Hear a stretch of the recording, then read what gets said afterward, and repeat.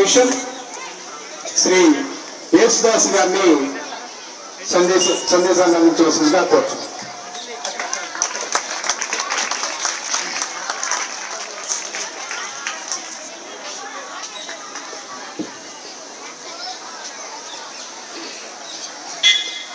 ఈరోజు 67వ భోగినేని పిచ్చయ్య చౌదరి జిల్లా పరిషత్ ఉన్నత పాఠశాల సాంవత్సరిక వార్షికోత్సవం ఇంత ప్రశాంత వాతావరణంలో జరుగుతున్న శుభ సందర్భంలో మన మనవులను అంగీకరించి మరి ఎన్ని పనులు ఉన్నా కానీ వాటిని త్వరగా ముగించుకొని విచ్చేసిన గౌరవ శాసనసభ్యులు బాలకృష్ణ గారికి బాలవర్ధన్ రావు గారికి ముందుగా మన గ్రామం తరఫున స్కూలు యాజమాన్యం తరఫున వారికి కృతజ్ఞతలు తెలియజేస్తున్నాము. రెండో వ్యక్తిగా వారు చెప్పారు, ఇంతకుముందు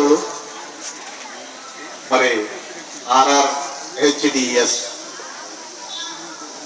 సేవా సంస్థ బాధ్యతలు నిర్వహిస్తూ ప్రజలకు తన వంతు సేవ చేస్తూ పరాయి దేశాల నుండి సహకారాన్ని పుచ్చుకొని మనకు సేవలు చేస్తున్న వారి ఇందాక మరి వారి ఉపన్యాసంలో ఒక మాట చెప్పారు.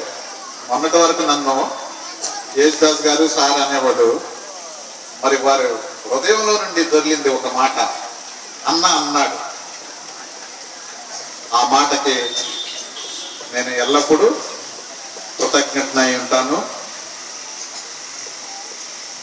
నాకు కొంచెం ఈర్ష్య కలిగింది అనమాట ఈ RRHDS వారి, ఎందుకంటే మనది సస్యశ్యామలమైన ఊరు, ఎప్పుడు పచ్చదనంగా ఉంటుంది, 2-3 పంటలు పండుతాయి కాబట్టి మరి ముందున్న విద్యార్థులు కూడా చాలా చక్కగా తయారయ్యి నీట్గా ఉన్నారు.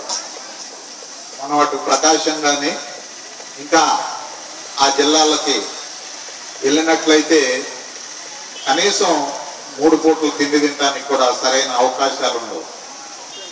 అలాంటి ప్రదేశాల్లో వీరు సేవ చేస్తున్నారు. నేను ఉండలేక అడిగాను అనమాట, అంటే బ్రదర్ మరి మాకు కూడా మా స్కూల్కి ఏదైనా, ఎందుకంటే ఏదైనా మరి మీ తరఫున ఒక కార్యక్రమం చేపట్టిందంటే మేము స్కూల్ విద్యార్థులకి అక్కడ స్కూల్ చూసి కానీ ఆ పరిస్థితులను బట్టి మేము చేస్తామని అన్నారు. నాకు డౌట్ వచ్చింది, స్కూల్ చూశారంటే సహజంగా మణికొండ అంటే ఇదివరకు ధనికొండ, ఇప్పుడు మానికొండల్లా మాసిపోయిన కొండ అయిపోయింది. దేశం వెనకబడి ఉన్నప్పుడు మానికొండ ఎంతగానో అభివృద్ధి చెందింది. 1947వ సంవత్సరంలో 2 అంతస్తుల స్కూల్ బిల్డింగ్ కట్టించుకున్నామంటే మన ఆర్థిక ప్రమాణాలు ఎలా ఉన్నాయి, మన గ్రామంలో ఉన్న మరి చౌదరీస్ వారి సేవ, వారి దాతృత్వం ఎలా ఉన్నదనేది మరి 1947లో కట్టిన ఈ బిల్డింగే నిదర్శనం. ఆ రోజు మరి ఇంత స్థలాన్ని ఇచ్చి ఇంత గొప్ప బిల్డింగ్ కట్టించి, మీకు తెలిసే ఉంటుంది మన ఊరు కంటే ముందు పునాదిపాడు స్కూల్ ఉంది.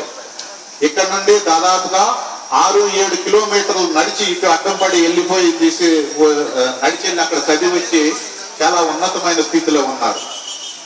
కానీ అక్కడ ఇలాంటి స్కూలు చిన్న పెంకుటిళ్ళు ఉంటాయి.